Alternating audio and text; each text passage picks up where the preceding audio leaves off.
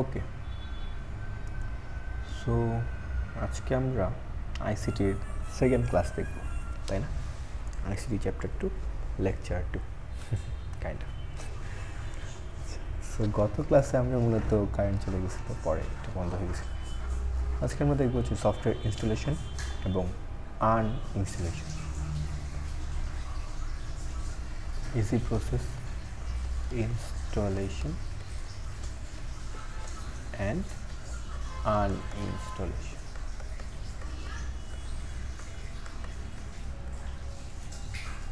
So এই আন ওয়ার্ডটা দিয়ে ইনস্টলেশনের উল্টাটা হয়ে গেল, আবার জামার প্যান্ট। সো দেখা যাচ্ছে আমরা সবাই জানি আইসিটি যন্ত্রগুলো সফটওয়্যারের মাধ্যমে পরিচিত হয়। এই সফটওয়্যারগুলো কম্পিউটার বা অন্যান্য যন্ত্র ইনস্টল করতে হয়, তাই না? আমরা যখন কোনো আইসিটি যন্ত্র কিনি তখন বিক্রেতা সাধারণত আমাদের জিজ্ঞেস করে আমাদের কোন কোন সফটওয়্যার প্রয়োজন। তারপর অপারেটিং সিস্টেম সহ অন্যান্য প্রয়োজনীয় সফটওয়্যারগুলো বিশেষজ্ঞ দিয়ে ইনস্টল করে বিক্রেতা যন্ত্রটি আমাদের কাছে হস্তান্তর করে। এটা মূলত আগের টপিক বা মূলত আগের কনসেপ্ট। এখন সবাই নিজেরাই পারি আমরা।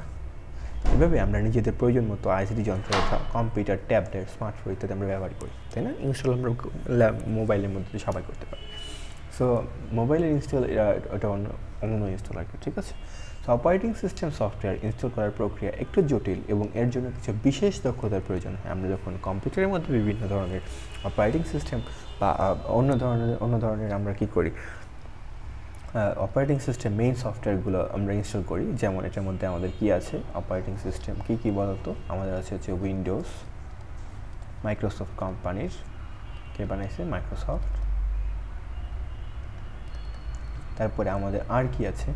আমাদের আছে হচ্ছে Mac OS, Mac operating system, এটা আমাদের বানিয়েছে হচ্ছে অ্যাপেল কোম্পানি। আমাদের আছে হচ্ছে লিনাক্স, এটা হচ্ছে ওপেন সোর্স মানে কি? এই কোম্পানির বা এই সফটওয়্যার যারা বানাইছে তারা মূলত মানুষের জন্য বানাইছে, এটির জন্য কোনো টাকা লাগে না, ঠিক আছে? এটা তুমি ইউজ করতে পারো ফ্রিলি। কিন্তু অন্যদিকে এই উইন্ডোজ বা ম্যাক ওএস এটা কিন্তু টাকা লাগে, ঠিক আছে? ম্যাক ওএসটা অ্যাপেল নিজেরাই বানায়, নিজেরা ব্যবহার করে, তো নিজের টাকাতে আমরা কিনতেছি। কিন্তু উইন্ডোজ আমরা যখন এই যে ডেলের মধ্যে, আমার ল্যাপটপ ডেল, এই ডেল কোম্পানি যখন এই উইন্ডোজ আমার ল্যাপটপের মধ্যে যেহেতু উইন্ডোজ চলতেছে, উইন্ডোজ 10, এই উইন্ডোজ ব্যবহার করতে চাইছে, তখন মাইক্রোসফটকে এই উইন্ডোজের জন্য একটা টাকা দিতে হয়েছে, টাকা দিয়ে কিনে আমাকে দিয়েছে, ঠিক আছে? সো কিন্তু এই লিনাক্স তুমি যখন ডাউনলোড করবা বা ইনস্টল করবা, এটার জন্য তুমি কোনো টাকা লাগবে না। তো এই ধরনের সফটওয়্যারগুলো হচ্ছে ওপেন সোর্স সফটওয়্যার, ঠিক আছে? এটা মূলত মানুষের জন্য, বিভিন্ন মানুষ যারা মূলত কাজ করতে চায় তারা নিজেরা একটু সময় দিয়ে, নিজেরা অনেক শ্রম দিয়ে এটা তৈরি করে। যাই হোক, সো অপারেটিং সিস্টেম সফটওয়্যার ছাড়াও আইসিটি যন্ত্র ব্যবহার করতে আমাদের বিভিন্ন ধরনের সফটওয়্যার প্রয়োজন হয়। এই সফটওয়্যারগুলো ব্যবহারকারী যন্ত্রটি ব্যবহারের উদ্দেশ্যের ভিত্তিতে ইনস্টল করতে হয়, ঠিক আছে?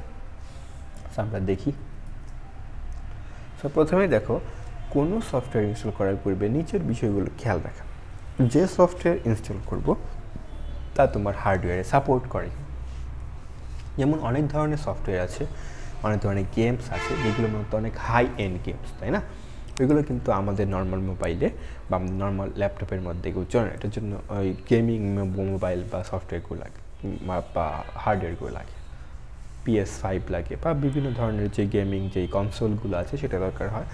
তো সেটা কিন্তু আমাদের খেয়াল রাখতে। তারপরে রিডমি ফাইলটিতে জরুরি কিছু কাজের কথা লেখা আছে। এটা মূলত জরুরি বলা হলেও আসলে কেউই পড়ে না, আমরাও পড়ি না, ইনস্টল থাকি, ঠিক আছে? সো ইনস্টলেশনের সময় অন্য সকল কাজ বন্ধ আছে কি না, বন্ধ না থাকলে অনেক সময় নতুন সফটওয়্যার ইনস্টল করতে ঝামেলা হয়। মানে অনেক সময় অনেক ধরনের সফটওয়্যার কী হয়, বেশি সময় লাগে আর কি। তো এই ইনস্টল করার সময় আমরা বাকিগুলো একটু বন্ধ করে নিলে বেটার হয়। তারপর অ্যান্টিভাইরাস সফটওয়্যার বন্ধ আছে কি না, এইটা একটু ট্রিকি পার্ট। এটা মূলত দরকার হয় না, কিন্তু বিভিন্ন ধরনের সফটওয়্যার আছে যেগুলো মূলত অন্যভাবে কাজ করে, তো সেগুলোর জন্য অ্যান্টিভাইরাস বন্ধ করে নিতে হয়। নাহলে আমাদের অ্যান্টিভাইরাস ওইটাকে ভাইরাস বলে দিয়ে ওইটাকে ইনস্টল করতে দেয় না। সো এটা আমরা করবো না সাধারণত, কারণ অ্যান্টিভাইরাস আমাদের এটাকে খেয়াল রাখবে। তারপরে দেখো, অপারেটিং সিস্টেমের অ্যাডমিনিস্ট্রেটর অনুমতি আছে কি না। বিশেষ কোনো যন্ত্র ছাড়া প্রায় সব যন্ত্রেরই এই অনুমোদন দেওয়া থাকে, কিন্তু কিছু কিছু সময় আমরা কী করি, এটা হচ্ছে অনেকজন দেখা গেছে একটা ল্যাপটপের মধ্যেই আমরা মাল্টিপল লগ ইন দিয়ে থাকি, ঠিক আছে। মানে আমার জন্য একটা অ্যাকাউন্ট থাকবে, আবার ধরো যে তুমি আমার ল্যাপটপ ব্যবহার করতেছো, সো তোমরা হচ্ছে তোমাদের জন্য একটা অ্যাকাউন্ট আমি বানিয়ে দিলাম। সো এইটার জন্য কী হবে, আমি অ্যাডমিনিস্ট্রেটর, আমি মেইন অ্যাকাউন্টের হোল্ডার, তো তুমি যখন এটা ইনস্টল করে যাবা তোমার কাছে ওই পারমিশন নাই, আমি সেটা বন্ধ করে রাখছি। সো তখন তোমাকে কী করতে হবে, ওই অ্যাডমিনিস্ট্রেটর পারমিশন গিয়ে এটা সেটিংসে গিয়ে এটা চেঞ্জ করতে হবে। তো এটা একটু জাস্ট মনে রাখবো আর কি।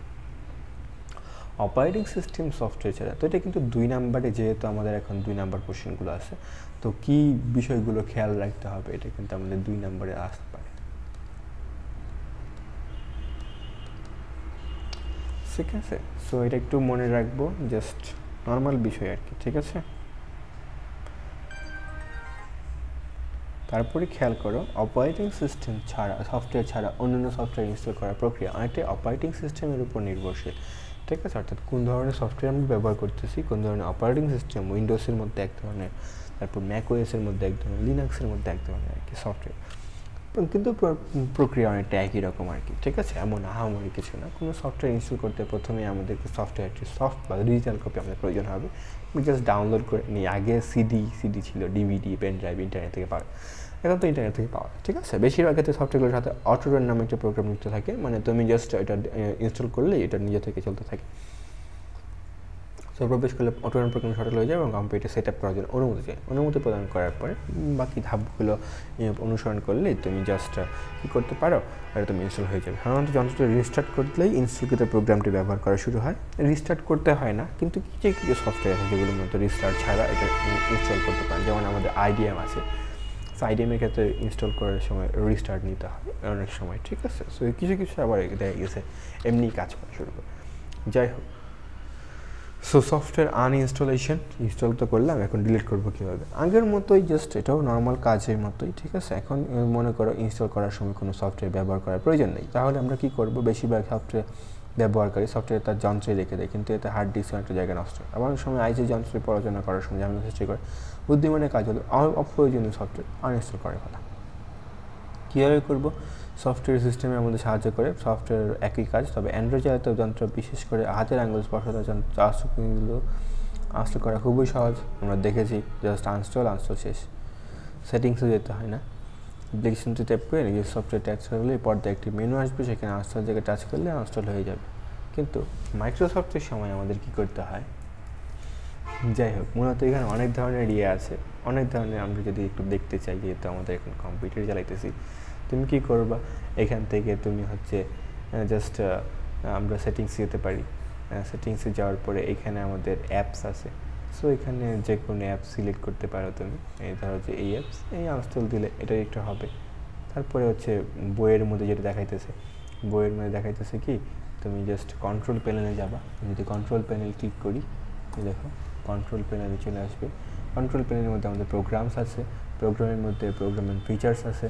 এটার মধ্যে তুমি এই দিয়ে পাবা, তুমি যে কোনো মধ্যে ক্লিক করবা, তুমি ডিলিট করতে গেলে এরকম। তো আমি নো দিব, যেহেতু আমি ডিলিট করবো। তো এগুলো হচ্ছে মূলত আমার এখন বর্তমানে যেই সফটওয়্যারগুলো ইনস্টল করা আছে, ঠিক আছে, এই আর কি। তো অতটুকু কাজ, তো এটা আমারই কিছু না, বা না বোঝারও কিছু নাই, আমরা জাস্ট করতেছি। এই দেখো বলতেছে প্রথমে মাইক্রোসফট অপারেটিং আছে কিনা, তাদের আইসি যন্ত্র ব্যবহার করে থাকে। নিচে ধাপগুলো, প্রথমে স্টার্ট বাটনে কন্ট্রোল প্যানে যেতে হবে। স্টার্ট বাটন যেটা দেখালাম, আগে স্টার্ট বাটন এটা ছিল, এখন তো সার্চ করলেই পেয়েছে আর কি, ঠিক আছে। তারপর ডাবল ক্লিক করে অ্যাড বা রিমুভ অথবা আনস্টল প্রথমে ঢুকতে হবে, যেটা দেখাইছিলাম। এখন পর্যন্ত আনস্টল করতে যেটা খুঁজে আনস্টল ক্লিক করলে ফাইলটি আনস্টল হয়ে যাবে, ঠিক আছে। ফাইল বড় হলে আনস্টল হতে সময় লাগে, অনেক ক্ষেত্রে সাধারণত কম্পিউটার রিস্টার্ট হয়, অনেক সময় হয়, সাধারণত অনেক সময় হয় না। কিন্তু কিছু কিছু সফটওয়্যার থাকে যেগুলো রিস্টার্ট না হলে সবসময় মানে ডিলিট হয়ে যায় আর কি, বাকি করে। যেহেতু কোনো সফটওয়্যার ইনস্টল করার পর সুনিশ্চিত হতে করতে হবে, অনেক দূর সময় অনেক সফটওয়্যার ইনস্টল হতে পারে, যার কারণে তোমার পুনরায় সফটওয়্যার ইনস্টল করা সম্ভব না হতে পারে, ঠিক আছে। মানে বিভিন্ন ধরনের সফটওয়্যার আছে যেগুলো মূলত আমাদের অনেক গুরুত্বপূর্ণ, ঠিক আছে। মানে সেগুলো হচ্ছে সিস্টেম সফটওয়্যার যেগুলো বলা যায়। তো সিস্টেম সফটওয়্যার আমরা ডিলিট করবো, ওইটা করলে আমাদের সিস্টেম বন্ধ হয়ে যেতে পারে, ঠিক আছে।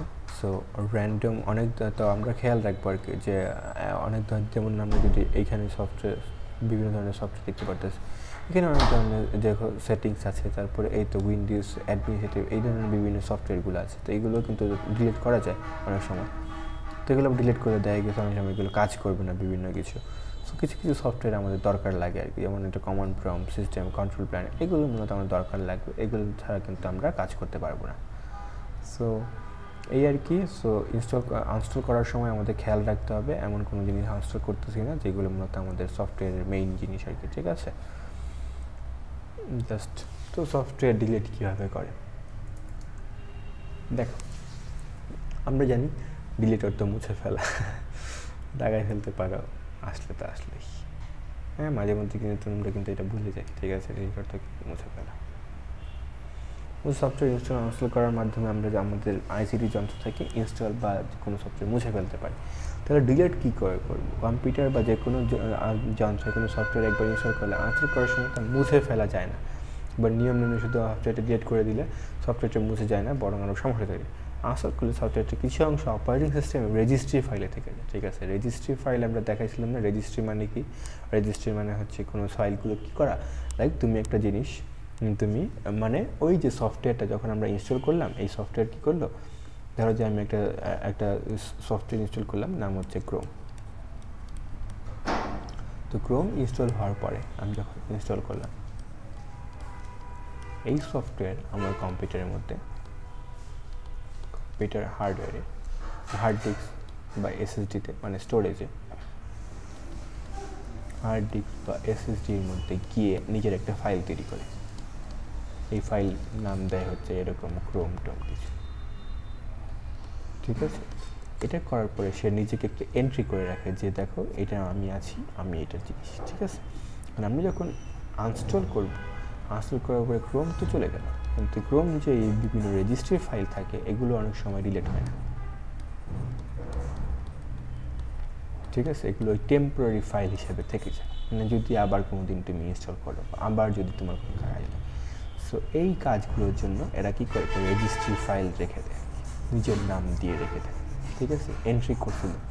এখন তুমি যদি এরকম কোনো সফটওয়্যার থাকে যেগুলো তোমার আর কোনো কাজেই লাগবে না, তো সেগুলো তুমি কী করে দিতে পারো, সেগুলো জাস্ট তুমি ওই একটা সফটওয়্যার একটা আছে রান কমান্ড দিয়ে রেগ এজিট থাকলেই তুমি এখান থেকে গিয়ে বিভিন্ন ধরনের ডিলিট করতে পারো। তো এটা অনেক ঝামেলার জিনিস, তো এটা না করলে চলে, বা এখন বিভিন্ন ধরনের সফটওয়্যার আছে এগুলো তোমাকে অটোমেটিক এগুলো করে দিতে হবে। প্রথমে আনস্টল করতে হবে, তারপর নিচের ধাপটা ইনস্টল করতে হবে, ঠিক আছে। আমরা জাস্ট কী করবো, আমরা উইন্ডোজ প্লাস আর দিব, উইন্ডোজ প্লাস আর দিলে আমরা রান কমান্ড পাবো। তো রান কমান্ডের আমাদের কি শর্টকাট কি উইন প্লাস আর, ঠিক আছে। এখানে আমরা সিএমডি লেখা তুমি লিখবো হচ্ছে রেজ এডিট, দেখো REGEDIT মানে রেজিস্ট্রি এডিট, ওকে দিব। আমার এখানে পারমিশন লাগতেছে, পারমিশন দিলেই আমার এখানে বিভিন্ন জিনিস হবে। এখানে অনেক ধরনের কমপ্লেক্স জিনিস, যেটা দেখা দরকার নেই। এখান থেকে আমাদের যা দেখা দরকার তার আগে দেখা দরকার রেকর্ড হইতেছে কিনা। সো যা দেখা দরকার সেটা হচ্ছে রান কমান্ড কীভাবে তৈরি করব। সো রান কমান্ডের জন্য দেখো আমরা উইন্ডোজ কি উইন প্লাস আর দিলে আমাদের রান কমান্ড, তারপর রেজ এডিট। তো রেজ এডিট মানে কি রেজিস্ট্রি এডিট, ঠিক আছে। রেজিস্ট্রি এডিট মানে তোমার ওইটার কোনো কাজেই দিতেছে না, তো তুমি এটা রেজিস্ট্রি রেখে তুমি কী করবে, ঠিক আছে। তারপর ওইখান গিয়ে আমাদের ফাইল মেনুতে প্রবেশ করে এক্সপোর্টে ক্লিক করতে হবে। দেখো এক্সপোর্ট, এবং অপারেটিং সিস্টেমে যে ড্রাইভ রয়েছে সি ড্রাইভে নাম দিয়ে ফাইল সেভ করতে হবে, খুবই জরুরি। তারপরে হচ্ছে এডিট করতে হবে, ফাইন্ড করতে হবে, তারপরে ডিলিট করতে হবে, বিভিন্ন কিছু আর কি। তো এইগুলো দরকার নেই, সর্বশেষ কিবোর্ডের F3 চেপে রেজিস্ট্রি সব জায়গা থেকে ওই নামের ফাইলগুলো মুছে দিতে হবে। তাহলে দেখো এখানে জাস্ট ওইগুলো মনে রাখবো আর কি, F3 চাপবো, রেজিস্ট্রি সব জায়গা থেকে ফাইলগুলো মুছে দিব আর কি। তো এইভাবে পুরোপুরি জায়গা থেকে সবগুলো ডিলিট হয়ে যায়, ঠিক আছে। তো তোমার এখানে একটা কাজ, যেটা কি ইনস্টল, আনস্টল এবং ডিলিটের মতো। সো আনস্টল এবং ডিলিটের মধ্যে আমি যদি মেইন তোমার পার্থক্য দেখাই, তো আনস্টল মানে কি একটা ফাইল আমাদের কম্পিউটার থেকে রিমুভ করে দেওয়া, কিন্তু ডিলিটের মধ্যে ডিলিট করলে আমরা কী করব, ওই ফাইল ডিলিট করার আমরা যখন আনস্টল করলাম তখন এটার যে রেজিস্ট্রি ফাইলগুলো ছিল এগুলো মূলত আমাদের কম্পিউটারের স্টোরেজের মধ্যে কিন্তু থেকেছে, ঠিক আছে। এটা যায় না, কারণ কম্পিউটার বা ওই অ্যাপ মনে করে যে আমার কিছু কিছু কাজ আমি রেখে দিই, পরবর্তীতে কেউ যদি আবার যদি ইনস্টল করে তখন সেই ফাইলগুলো সে দেখে নিয়ে সে বুঝতে পারে যে না আমরা আগে এই কাজ করছি, এখন এই কাজগুলো করতে হবে, ঠিক আছে। আমরা যেগুলো করি, তোমার ওই ফাইলটা একদমই দরকার নেই, তোমার ওই সফটওয়্যারটা তুমি ইনস্টল করবে না, তুমি তখন কী করো, এটা রেজিস্ট্রি থেকে তুমি ডিলিট করে দাও। ডিলিট করলে কী হয়, তোমার ওই স্পেসটা যেটা ওটা সে রেখে দিয়েছিল রেজিস্ট্রি নামে, সেটা সে ডিলিট হয়ে গেল, তখন জায়গা খালি হলো, ঠিক আছে। এখন এটাই মূলত রেজিস্ট্রি এডিটর, ঠিক আছে। রেজিস্ট্রি এডিটর মতো তুমি ডিলিট করে দাও, তো ওইখান থেকে পুরোপুরি ফাইল, টেম্পোরারি ফাইল যেগুলো সে জমা রাখছিল নিজের জন্য বা দেখা গেছে যখন ইনস্টল হয়তো আমরা যখনই ইনস্টল করি, যখনই কোনো অ্যাপ চালাই, সেটা কিন্তু রেজিস্ট্রি নাম এন্ট্রি যেটাকে বলে, ঠিক আছে। ধরো যে তুমি একটা নতুন বিল্ডিংয়ে যাও, তখন তুমি ফর্ম ফিল আপ করো না, বিভিন্ন ধরনের ফর্ম ফিল আপ করতে হয়, যেমন দলিল আমরা করি।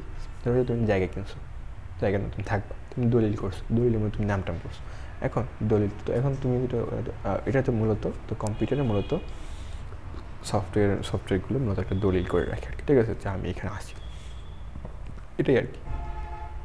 এখন ওই জমি তোমার লাগতেছে না, অন্যজন কিনে নিবে, তো তখন তো তোমার নাম রাখা দরকার নেই, তখন সে কী করে আগের জমি মানে আগের যেই ওই যে জমিনের এগুলো লাগতেছে না, তো এগুলো ডিলিট করে দেয়, মানে এগুলো কেটে দেয় আর কি, ঠিক আছে। সো এই একটা কাজ।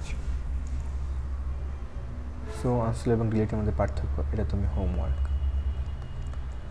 আমি আশা করি বোঝাতে পারছি।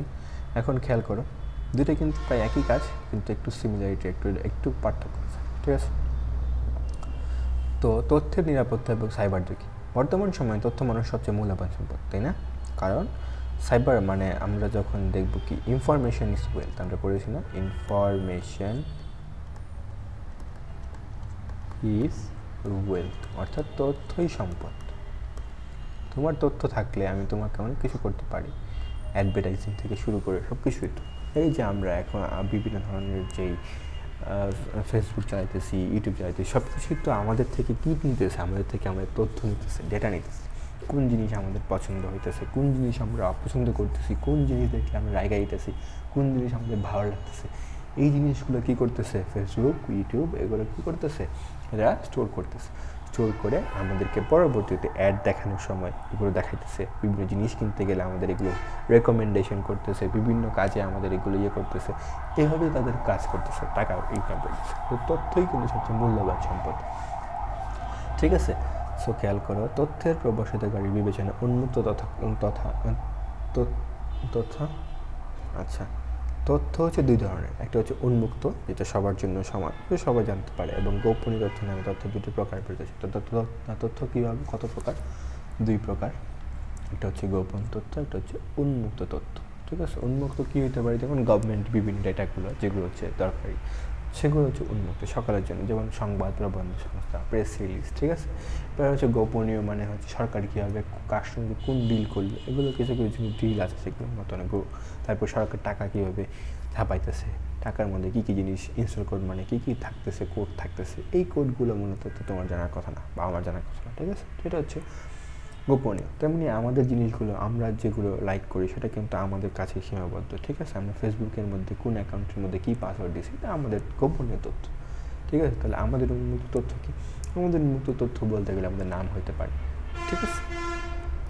তো উন্মুক্ত তথ্য সকলের অবাধ প্রবেশাধিকার রয়েছে এবং সীমাবদ্ধ ছাড়া যে কেউ শেয়ার করতে পারে, ঠিক আছে।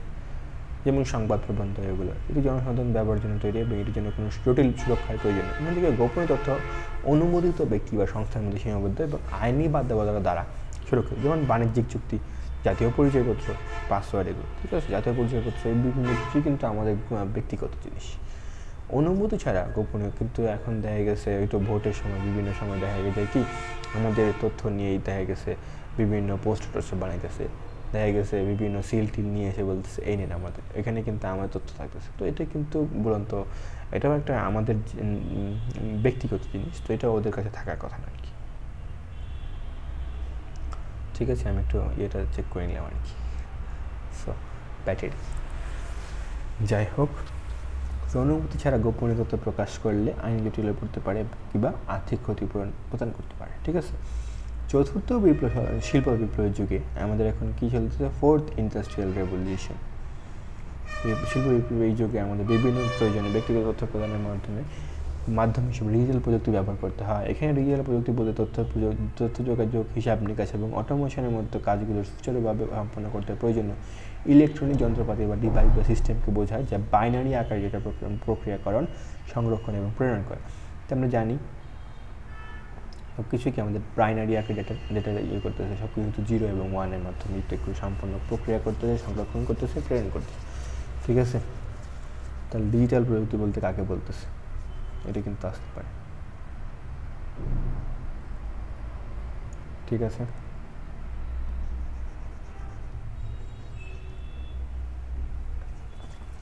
সো ডিজিটাল প্রযুক্তির প্রসারের ফলে বিভিন্ন ধরনের সাইবার অপরাধের মাধ্যমে তথ্য নিরাপত্তার ঝুঁকিতে পড়ে মানুষ প্রতারণার শিকার হচ্ছে। ফলে সাইবার জগৎ হলো একটি ডিজিটাল স্থান যেখানে মানুষ একে অপরের সাথে ইন্টারনেটের মাধ্যমে যোগাযোগ করতে পারে এবং তথ্য পেতে পারে। এটি বাহ্যিক জগতের সমান্তরাল এমন একটি জগৎ যা ইন্টারনেট ডেটা বা কোড দ্বারা গঠিত। ঠিক আছে, সো মানে ইন্টারনেট জগৎ হচ্ছে বা ডিজিটাল জগৎ হচ্ছে এমন একটি জগৎ যেটা হচ্ছে ইন্টারনেট, ডেটা এবং কোড দিয়ে তৈরি। ঠিক আছে, তো এটার মধ্যে মূলত বাহ্যিক জগতের মধ্যে সমান্তরাল, অর্থাৎ বাইরে যেরকম সমান্তরালভাবে মানে বাইরে যেরকম মানুষের সঙ্গে তথ্য আদান প্রদান করতেছি, কথাবার্তা বলতেছি, ইন্টারনেটের মাধ্যমে বা ডিজিটাল যোগাযোগের মধ্যেও তো বা ডিজিটাল দুনিয়ার মধ্যেও তো আমরা কীভাবে করতেছি, জাস্ট মাধ্যমটা ভিন্ন। ঠিক আছে, তো সাইবার জগৎ ক্রমাগত বিকশিত হচ্ছে এবং এটি আমাদের জীবনের একটি অপরিহার্য অংশ হয়ে উঠেছে। তো সাইবার অপরাধ কি? আমরা জানি সমাজ এবং আইন বিরোধী যে কোনো কর্মকাণ্ডই অপরাধ হিসেবে বিবেচিত। তো অপরাধ কাকে বলে? সমাজ এবং আইন বিরোধী যে কোনো কর্মকাণ্ডই অপরাধ হিসেবে বিবেচিত। ঠিক আছে, এই অপরাধ কিন্তু বিভিন্ন এলাকার মধ্যে বিভিন্ন রকম। ঠিক আছে, বিভিন্ন নিয়ম কারণ আছে। ঠিক আছে, অপরাধ কাকে বলে? তবে যেসব অপরাধ অনলাইন বা ইন্টারনেট ব্যবহার করে হয়ে থাকে সেগুলোকে আমরা কি বলি? সাইবার অপরাধ। তো সাইবার অপরাধ কাকে বলে? এটা আসতে পারে। সাইবার অপরাধ সংগঠনে কম্পিউটার বা ডিজিটাল ডিভাইস এবং ইন্টারনেট অবশ্যই ব্যবহৃত হয়, অথবা কখনো কোনো ডিভাইস বা নেটওয়ার্ক নিজেই আক্রমণের শিকার। ঠিক আছে, সাইবার অপরাধীরা আমাদের ব্যক্তিগত তথ্য চুরি করে আমাদের জীবনকে ঝুঁকিপূর্ণ করে ফেলতে পারে। তাই সাইবার অপরাধ এবং ডিজিটাল মাধ্যমে ব্যক্তিগত তথ্যের নিরাপত্তা বিষয়ক ঝুঁকি থেকে নিজেকে মুক্ত রাখার উপর সম্পর্কে জানা আমাদের সকলে অতীব জরুরি। ডিজিটাল মাধ্যমে বিভিন্ন ধরনের অপরাধ রয়েছে যার মধ্যে তথ্যের নিরাপত্তা ঝুঁকি তৈরি হয়। নিচে কিছু অপরাধ দেখো। কিছু অপরাধের মধ্যে আমাদের অপরাধের মধ্যে আছে আমাদের প্রথম হচ্ছে হ্যাকিং, তারপর হচ্ছে ব্রুট ফোর্স অ্যাটাক, তারপর হচ্ছে ডেটা ইন্টারসেপশন, তারপর ডিডস অ্যাটাক, তারপর হচ্ছে কম্পিউটার ম্যালওয়্যার ইত্যাদি। আমরা দেখবো সবগুলো কী কী। ঠিক আছে, এগুলো কিন্তু 2 নম্বরের জন্য গুরুত্বপূর্ণ থাকবে, বিভিন্ন কিছু তোমাকে ব্যাখ্যা করতে পারতে হবে। ঠিক আছে, হ্যাকিং কাকে বলে, ব্রুট ফোর্স অ্যাটাক কাকে বলে, বা ডেটা ইন্টারসেপশন কাকে, ডিডস অ্যাটাক। তখন এগুলো থেকে তোমাকে কিন্তু কী করতে হবে? ছোট করে লিখতে হবে। সো আমরা দেখি,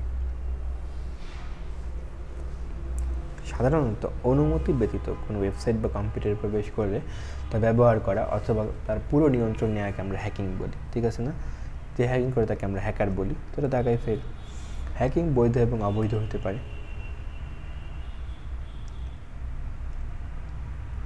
আপনি জানে কি? দুইটাই হতে পারে। হ্যাকিং বৈধ হতে পারে এবং অবৈধ। অবৈধ মানে না জানে, এবং বৈধ মানে হচ্ছে কারা পরীক্ষা নিরীক্ষার জন্য হ্যাকার নিয়োগ করে, তাই না?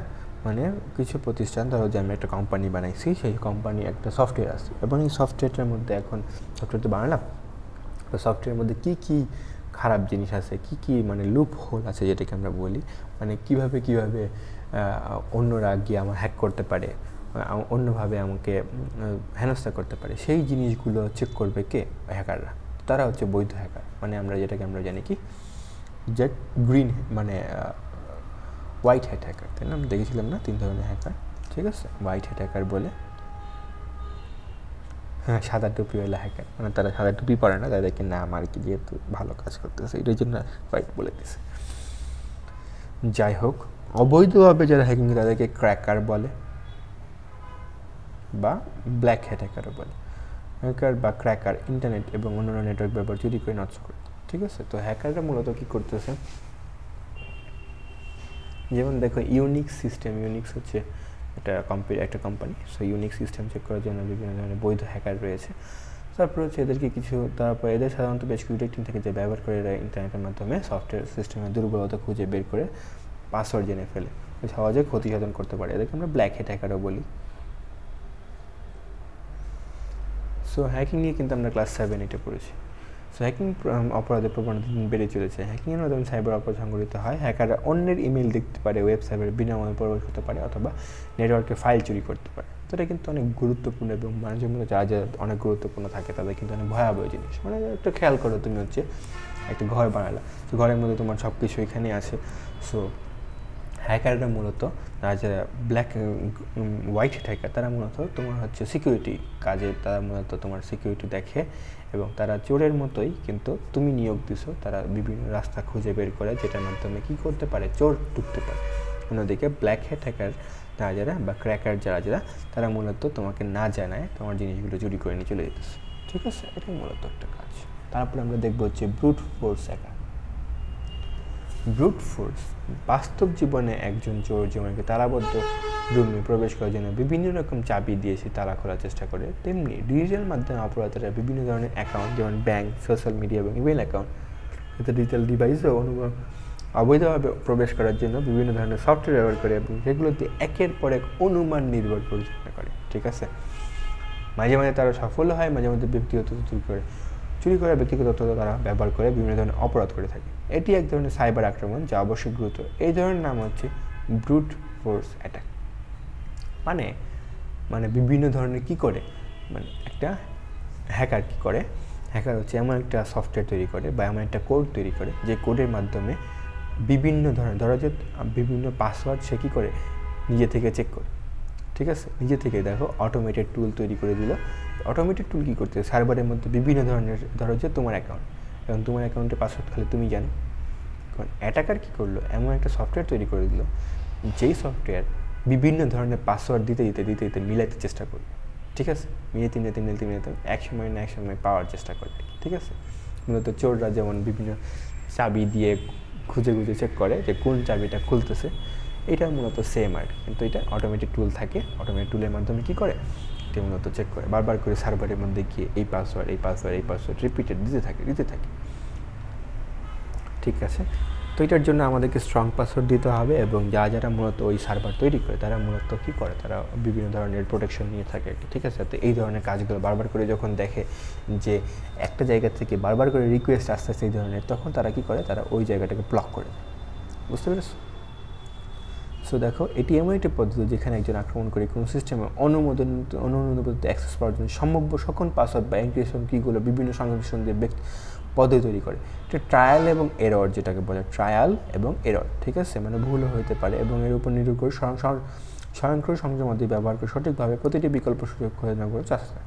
তো এখন যে অ্যাটাকার সে তো সবসময়, ধরো যে তুমি একটা কী করলা, তুমি একটা পাসওয়ার্ড দিলা 1 2 3 4 5, ঠিক আছে। এটা একটা পাসওয়ার্ড। এখন কম্পিউটার তো জানে না, বা যে হ্যাক করবে সে তো জানে না যে তুমি 1 2 3 4 5, কিন্তু সে জানে কি এখানে 5টা পাসওয়ার্ড তুমি দিছো, ঠিক আছে। কারণ সফটওয়্যার সিস্টেমের মধ্যে লেখা থাকে যে এন্টার 5 পাসওয়ার্ড। তো কম্পিউটার কি করবে, প্রথমে হচ্ছে 1 3 4 5 2 দিবে কাটা, তারপরে আবার 1 2 5 4 এভাবে দিতে থাকবে যতক্ষণ না পর্যন্ত ওই 1 2 3 4 5 দিয়ে কোনো না কোনো সময় তো আসলে মিলে যাবে। তো এটাকেই বলতেছে ট্রায়াল এবং এরর, মানে খুঁজে দেখো, মানে এটার মধ্যে এটা দেখো, ট্রায়াল করো মানে ট্রাই করো, এবং এরর হলে আবার ট্রাই করো এইভাবে খুঁজে বের করো, ঠিক আছে। এটাকে আমরা বলি ট্রায়াল এবং এরর মেথড। তো ট্রায়াল এবং এরর মেথড বুঝতে পারছি। সো তুমি কিন্তু ট্রায়াল এবং এরর মেথড কাকে বলে সেটা তুমি লিখে রাখতে পারো, এটা কিন্তু আসতে পারে। এবং ব্রুট ফোর্স অ্যাটাক কাকে বলে সেটা লিখবাই, ঠিক আছে। What is trial and error method. So এই যে এটা তো আর সবাই এখন পাসওয়ার্ড তো খালি 4-5 ওয়ার্ডের হয় না, অনেক বড় পাসওয়ার্ড, 16-32 এরকম পাসওয়ার্ড হতে পারে। তো 16টা ওয়ার্ড 32টা ওয়ার্ড, এবং কীভাবে খুঁজে করে র্যান্ডম বের করার জন্য অ্যাটাকার কী করে, একটা সফটওয়্যার বানিয়ে দেয় যেটা কিনা বিভিন্ন ধরনের কম্বিনেশন দিতেই থাকে। তো এইগুলো সার্ভার যখন রিপিটেড এরকম দেখে যে এক জায়গা থেকে বা একটা কম্পিউটার থেকে একটা লাইন থেকে বারবার করে বিভিন্ন ধরনের পাসওয়ার্ড চেক করতেছে, তখন যেই সার্ভার বুঝে ফেলে যে না এমন রোবট, এই রোবট কাজ করতেছে, সে তাকে ব্লক করতে। বুঝছো, এটাই হচ্ছে কাজ। প্রতিরোধ করার জন্য নিরাপদ ব্যবস্থা শক্তিশালী পাসওয়ার্ড, ঠিক আছে, এগুলো ব্যবহার করতে হবে আমাদের। বুঝতে পেরেছি। তারপরে আমরা দেখব হচ্ছে ডেটা ইন্টারসেপশন। ইন্টারসেপশন মানে কি, মাঝখানে বাদ দিয়ে বন্ধ করে দেওয়া, ঠিক আছে, ইন্টারসেপ্ট করা, মাঝখানে বন্ধ করে দেওয়া। সো এটাই করবে আর কি। কৃষিকাজের জন্য জমিতে পানি সেচ দেওয়ার ক্ষেত্রে সাধারণত পানির পাম্প থেকে জমি বা খেতে নালা করা পর্যন্ত পাম্পের সাহায্যে পানি দেওয়া, তাই না? এই নালা বা পাইপের মাঝপথে কেউ যদি তা কেটে দেয় অথবা পানির পাইপটি ফুটো করে দেয়, তাহলে সেই পরিমাণ পানি পাওয়ার কথা পাওয়া যাবে না। এর ফলে কৃষক ক্ষতিগ্রস্ত হচ্ছে। মাঝপথের পানি অসৎ উপায়ে যদি নিতে পারে, সেই জন্য নজরদারির ব্যবস্থা করতে হবে। ঠিক একইভাবে ডিজিটাল মাধ্যমে তথ্য আদান প্রদানের সময় প্রাপক এবং প্রেরকের মধ্যবর্তী কেউ তা আড়ি পেতে চুরি করতে পারে। এই চুরি হওয়ার প্রক্রিয়াটি হচ্ছে ডেটা ইন্টারসেপশন। মানে ধরো যে আমার থেকে তোমার কাছে আমি একটা মেসেজ পাঠাবো, ঠিক আছে, এখন এই মেসেজটা অ্যাটাকার কি করবে, মাঝখানে থেকে এমন একটা সফটওয়্যার দিবে বা এমনভাবে সে কী করবে, চেষ্টা করবে যাতে আমার মেসেজটা তোমার কাছে না গিয়ে আগে ওর কাছে যায়, ও পরে তোমাকে অন্য একটা মেসেজ পাঠায়, ঠিক আছে। সো এর মাধ্যমে আমি যে মেসেজটা পাঠাবো, ও যাই না গিয়ে তোমাকে ওর মতো করে একটা মেসেজ পাঠিয়ে দিল, ঠিক আছে। তো এর মাধ্যমে আমার মেসেজ আর তোমার কাছে গেল না। সেই প্রসেসটাকেই বলতেছে ডেটা ইন্টারসেপশন। সো এটার জন্য মূলত আমাদের কি করতে হবে, এটা মূলত যারা ইউজার তাদের কাজ না, ইউজারের কাজ অবশ্যই সেই সফটওয়্যারগুলো ব্যবহার করা যেগুলো হচ্ছে মূলত এই ধরনের জিনিসগুলোকে কাজ করে। সেই জন্য আমরা দেখব, তুমি যখন হোয়াটসঅ্যাপে যাবা,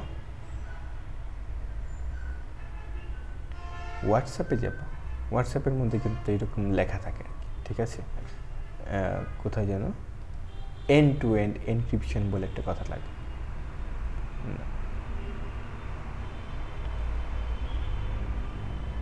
ঠিক আছে, এন্ড টু এন্ড আমি এখানে দেখাতে পারছি না। সো জাস্ট আপাতত দেখলাম না, ঠিক আছে, লেখা থাকে এন্ড টু এন্ড এনক্রিপশন, মানে এটা কি করে, এনক্রিপ্ট করে দেয়। মানে হোয়াটসঅ্যাপের মধ্যে যে ডেটাগুলো থাকে সেই ডেটাগুলোকে এরা, ধরো যে আমি হচ্ছে সেন্ডার এবং তুমি হচ্ছে রিসিভার, তো হোয়াটসঅ্যাপ ওই ডেটাগুলোকে বিভিন্ন ধরনের পাসওয়ার্ড প্রোটেক্টেড মাধ্যমে মানে এমনভাবে পাঠায় যাতে ওই ডেটাগুলো কেউ নিলেও সেটা যাতে বুঝতে না পারে কী নিছে, ঠিক আছে। ধরো যে সিঙ্গেল লাইন না পাঠায়, বিভিন্ন ধরনের অ্যালফাবেটিকে পাঠায়। তা আমি তো লিখলাম হচ্ছে আই, একই করলো এই আইটাকে বিভিন্নভাবে অন্যভাবে কম্পিউটার ভাষা বানিয়ে দিয়ে যাতে কেউ না বুঝতে পারে, এইভাবে পাঠাতে তোমার কাছে যাওয়ার আগে এটাকে আবার ওইরকমভাবে করে এটাকে আবার আই বানাই দিয়ে তোমার কাছে, বুঝতে পারছো? এটা হচ্ছে এন্ড টু এন্ড এনক্রিপশন। তুমি যখন কল করবা হোয়াটসঅ্যাপের মধ্যে তখনই দেখবা, বা হোয়াটসঅ্যাপ সফটওয়্যার বা বিভিন্ন ধরনের যে বড় কোম্পানি তারা মূলত এই এন্ড টু এন্ড এনক্রিপশন এই প্রসেসটা ফলো করে থাকে, ঠিক আছে। এটাই মূলত এই ডেটা ইন্টারসেপশন এতে না হয়, ঠিক আছে। এই দেখো এনক্রিপশন প্রসেস, এনকোড করে দেওয়া মানে এটাকে কোড করে দেওয়া, ঠিক আছে। এই দেখো এটা আমি বলছিলাম, মানে এই যে ইউজার এবং পাসওয়ার্ড অরিজিনাল ট্রান্সলেশন, এটা কি করতেছে, ইন্ট্রুডার মানে হচ্ছে যে মধ্যভোগী, সে হচ্ছে এটাকে নিয়ে নিচ্ছে। সফটওয়্যার মেসেজে end to end data encryption করা থাকলে মধ্যবর্তী কর্পাকে end to end data encryption করা থাকলে চুরি করা অসম্ভব হয়ে যায়। এনক্রিপশন হলো মেসেজ ডেটা বা তথ্যকে এনকোড করার এমন একটি বিশেষ প্রক্রিয়া যা অনুমোদনহীন কেউ পড়তে বা বুঝতে পারে না, বুঝতে পারছো? শুধুমাত্র ওই খালি হোয়াটসঅ্যাপকে বুঝতে পারে, ঠিক আছে। হোয়াটসঅ্যাপের সার্ভার থেকে হোয়াটসঅ্যাপ সার্ভারে গেলেই বুঝতে পারবে। মাঝখান থেকে তুমি চুরি করে নিলেও তুমি ওইটা বুঝতে পারবে না কি পাঠাইছি, ঠিক আছে। তো এটা অনেক কমপ্লিকেটেড বলতে পারো, তবে মূল ধারণা মূলত এটা আর কি। তো তুমি এখান থেকে আবার পড়ে নিবা যে what is call encryption, what is call end to end data encryption and what is call intrusion. ঠিক আছে, এটাই।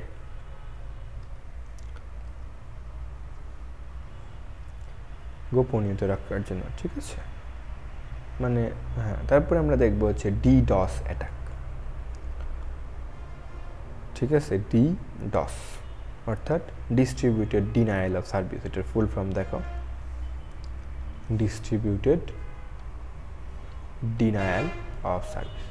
কোনো ব্যক্তি যখন টিভিতে সাক্ষাৎকার দেয় তখন অনেকেই যদি একসাথে অনেকগুলো প্রশ্ন ওই ব্যক্তিকে করেন, তবে ওই ব্যক্তির পক্ষে কোনো একটি নির্দিষ্ট বিষয় ভালোভাবে কথা বলা কঠিন এবং এতে সময় ক্ষেপণ হয়, কারণ তিনি কোনটি রেখে কোনটি বলবেন তার খেই হারিয়ে ফেলে। ঠিক একইভাবে ডিজিটাল জগতে ডিস্ট্রিবিউটেড ডিনায়াল অফ সার্ভিস বা ডিডোস আক্রমণ হলো এক সময়ে একাধিক ডিভাইস ব্যবহার করে একটা নির্দিষ্ট টার্গেট আক্রমণ করা। তো দেখো, এটা মূলত ধরো যে আমি একটা ওয়েবসাইট বানিয়েছি, ঠিক আছে। আমি একটা বিজনেসম্যান, একটা ব্যবসা করি, আমার ওয়েবসাইট আছে একটা কাপড়ের, মানে ক্লোথ, আমি কাপড় বিক্রি করি ওয়েবসাইটের মাধ্যমে। এখন আমি যেই ওয়েবসাইটটা বানালাম, এই ওয়েবসাইটের মধ্যে কিছু লিমিটেশন আছে। লিমিটেশন কি? ধরো যে আমি এমন একটা ওয়েবসাইট বানালাম যেটার মধ্যে এক মিনিটে ধরো যে আমি বললাম 50 জন সার্চ করতে পারে, ঠিক আছে। মানে 1 মিনিটে 50 জন সার্চ করলেই আমার ওয়েবসাইট কাজ করবে। এখন ডিডোস হচ্ছে, মানে ধরো যে একজন হ্যাকার নিয়োগ করলো, আমার যেই প্রতিদ্বন্দ্বী আছে সে কী করলো, একজন হ্যাকার নিয়োগ করলো। সেই হ্যাকার কী করলো, এমন একটা সফটওয়্যার তৈরি করলো, একটা কোড তৈরি করলো, সফটওয়্যার বা একটা কোড তৈরি করলো। সেই কোড কি করবে, এই 50 জন মানুষের জায়গায় এই কোড কি করবে, আমার ওয়েবসাইটের মধ্যে বারবার করে, ধরো যে 100 মিনিটে 100 বার বা 1000 বার বা 10,000 বার সে কী করবে, আমার ওয়েবসাইটের মধ্যে গিয়ে সার্চ করার চেষ্টা করবে। কারণ এটা তো মেশিন যতবার করতেই পারে।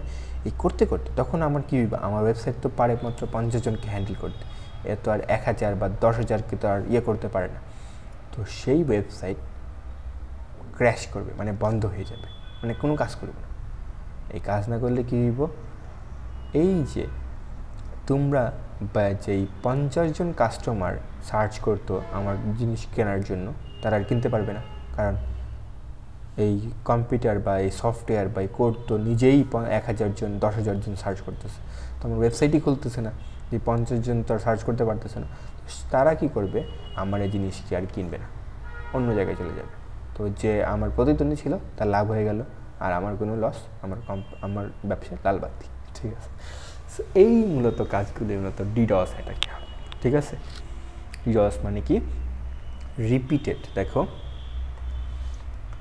ডিডস আক্রমণে একাধিক কম্পিউটার বা ডিভাইসে কোনো ওয়েবসাইট বা অনলাইন সেবাকে প্রচুর পরিমাণে অনলাইন ট্রাফিক মানে কি, অনলাইন ট্রাফিক মানে এটাই সাথে প্লাবিত করতে ব্যবহৃত হয়, যার ফলে এটি ধীরগতির হয় বা ক্র্যাশ করে যায়। এর উদ্দেশ্য হলো সিস্টেমকে মহাবিষ্ট করা, যাতে প্রকৃত ব্যবহারকারীরা একটি অ্যাক্সেস বা ব্যবহার না করতে পারে।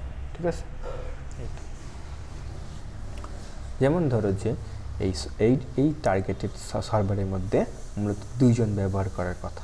ঠিক আছে, অ্যাটাকার করে নিজেরাই 2 জন ব্যবহার করার জন্য ইন্টারনেটের মাধ্যমে সার্ভারকে বারবার করে প্রেশার দেয়। পরবর্তীতে এই যে অ্যাকচুয়াল ইউজার, তারা আর এই প্রেশার এটা দেখা গেছে সার্ভার আর অ্যাক্সেস করতে পারে না। মাঝখান দিয়ে এই অ্যাটাকাররা কোনো কাজ ছাড়াই মূলত এটা নষ্ট করার জন্য চেষ্টা করে। ঠিক আছে, পরে কী হয়, এই সার্ভার ক্র্যাশ করে ফেলে, কারণ সার্ভারের লিমিটেশন আছে একটা। ঠিক আছে, এখন বড় বড় কোম্পানি করা, এরা কিন্তু আর 50 জন, আমি জাস্ট উদাহরণ দিয়ে দেখালাম আর কি। ঠিক আছে, ওরা তো অনেক লোক থাকে, তারপরেও কিন্তু বিভিন্ন সময় আমরা দেখি না, মাঝে মধ্যে বছরে 1-2 বার যে গুগল বন্ধ হয়ে গেছিলো, ইউটিউব বন্ধ হয়ে গেছিলো, এগুলোর মতো এই ধরনের কাজগুলোর জন্য হতে পারে। ঠিক আছে, আমাদের যখন ভর্তি পরীক্ষা বা আমরা যখন বিভিন্ন সময় রেজাল্ট দেখতে যাই, তখনও কিন্তু একই কাজ। ঠিক আছে, আমরা দেখি না সরকারি ওয়েবসাইটগুলো থেকে রেজাল্ট দেখার সময় আমরা দেখছিলাম ডিজিট যখন রেজাল্ট বের করতাম অনেক সময় লাগতো। কেন?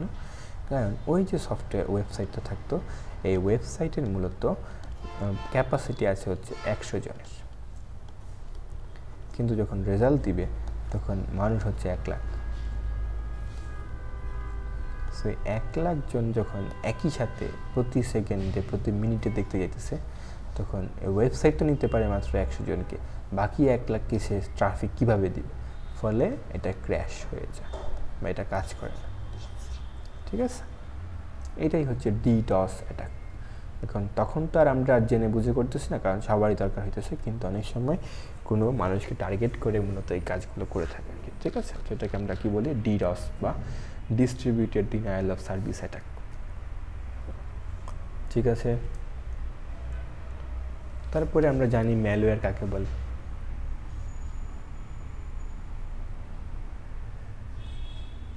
ম্যালওয়্যার হচ্ছে ম্যালিশিয়াস সফটওয়্যার। আমরা দেখেছিলাম সংক্ষিপ্ত ছবিতভাবে কোনো মোবাইল, কম্পিউটার, সার্ভার, ওয়েবসাইট বা কোনো কম্পিউটারের নেটওয়ার্ককে ক্ষতি করার জন্য ডিজাইন উন্নয়ন করা এমন সফটওয়্যারকে আমরা ম্যালওয়্যার বলি। এই সফটওয়্যার মোবাইল, কম্পিউটার বা অন্য কোনো ডিজিটাল সিস্টেম ব্যবহার করে স্বার্থের বিরুদ্ধে কাজ করে। তবে যদি কোনো সফটওয়্যার বা তার অক্ষমতার কারণে অনিচ্ছাকৃতভাবে কম্পিউটার সিস্টেমে কোনো অসুবিধা সৃষ্টি করে, তাকে ম্যালওয়্যার বলা চলে না, সেটাকে আমরা বাগ বলি। তো খেয়াল করো,